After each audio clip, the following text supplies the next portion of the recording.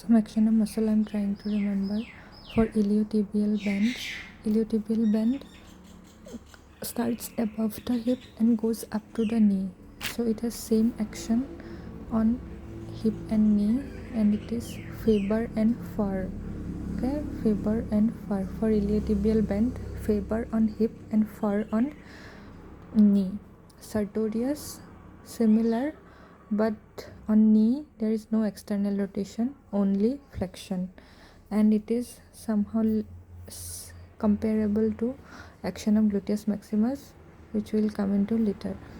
And then hamstring we can remember he for hamstring, H for hamstring, H for hip, or H for extension.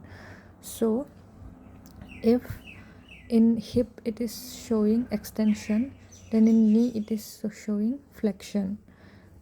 So overall function of hamstring is extension in hip and flexion in knee. Then for rectus femoris the action is exactly opposite. So for if hamstring in hip it was extension, in knee it was flexion, so in rectus femoris there is flexion in hip and extension in knee. Then we come to gluteus maximus, which I said is comparable to sartorius. So in gluteus maximus it's external rotation plus abir, and in knee it is extension. So in sartorius it is similar to sartorius, but in sartorius instead of extension it was flexion. In gluteus maximus it is extension, and in sartorius it was flexion. The rest is the same. And for gluteus medius and minimus it is abir, abduction and internal rotation. Okay, to summarize, for iliotibial bend it is Faber and Farr. Then comes sartorius, similar to gluteus maximus, but in knee there is no external rotation, so it is Faber plus flexion. Then comes hamstring. For hamstring remember he. H for hamstring, H for hip, E for extension.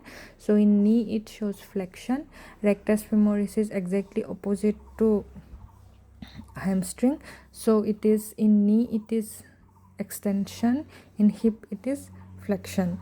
For rectus femoris, in hip it shows flexion, in knee it shows extension. Gluteus maximus, we compare it with sartorius. In sartorius it was Faber plus F, and in gluteus maximus it was extension plus abir and external rotation. And gluteus medius minimus it is abduction, internal rotation. Thank you.